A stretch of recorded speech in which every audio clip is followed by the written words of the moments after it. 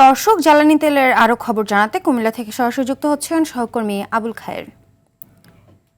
খায়ের, পাম্পগুলো থেকে যে petrol octane সরবরাহ করা হচ্ছে তা চাহিদার তুলনায় কত শতাংশ, আর সাধারণ মানুষের ভোগান্তি আছে কিনা জানাবেন।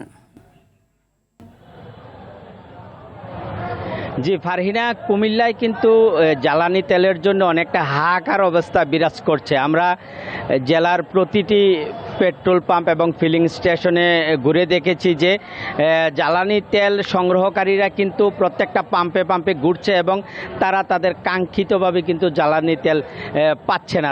আমরা প্রতিটি পেট্রোল পাম্পে খোঁজ নিয়ে জেনেছি যে চাহিদা অনুসারে তাদেরকে তেল সরবরাহ করা হচ্ছে না। আমরা জেলার 82টি ফিলিং স্টেশনে খোঁজখবর নিয়েছি। প্রতিটি ফিলিং স্টেশনেই 3 থেকে 400 করে মোটর সাইকেল এবং বিভিন্ন ক্ষুদ্র যানবাহন কিন্তু সারিবদ্ধভাবে দাঁড়িয়ে তারা তেলের জন্য অপেক্ষা করছে এবং তারা তাদের চাহিদা মতো তেল পাচ্ছে না। অপরদিকে যারা সরবরাহকারী অর্থাৎ ফিলিং স্টেশন কর্তৃপক্ষ, তারা কিন্তু আমাদের কাছে অভিযোগ করেছেন যে আগে যারা 500 টাকার তেল নিত এখন তারা 1500-2000 টাকার তেল চাহিদা করছে, অর্থাৎ তারা বেশি তেল চাচ্ছে। এবং আগে যারা 200 টাকার তেল নিত তারা 5 থেকে 700-1000 টাকার তেল চাচ্ছে। এতে কিন্তু একটা কৃত্রিম সংকট দেখা দিয়েছে। তবে এসব অভিযোগ অস্বীকার করেছেন বক্তারা বলছেন যে তারা দৈনন্দিন যেই চাহিদা আছে এই চাহিদা মতো তারা কিন্তু তেল তারা পাচ্ছে না, তেল ক্রয় করতে পারছে না।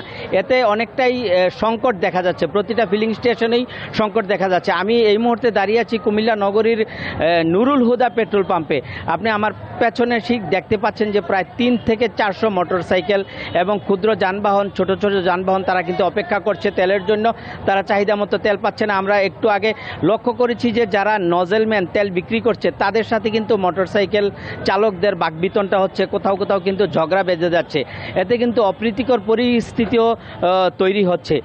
সব মিলিয়ে তেলের জন্য, জ্বালানি তেলের জন্য কিন্তু মানুষের মধ্যে অনেকটা উদ্বেগ উৎকণ্ঠা রয়েছে। সামনের দিনগুলোতে তেলের সংকট আরও বাড়তে পারে বলে মানুষ ধারণা করছে। ফারহিনা, কুমিল্লার জ্বালানি তেল সংকট নিয়ে এই ছিল আমার কাছে সর্বশেষ তথ্য।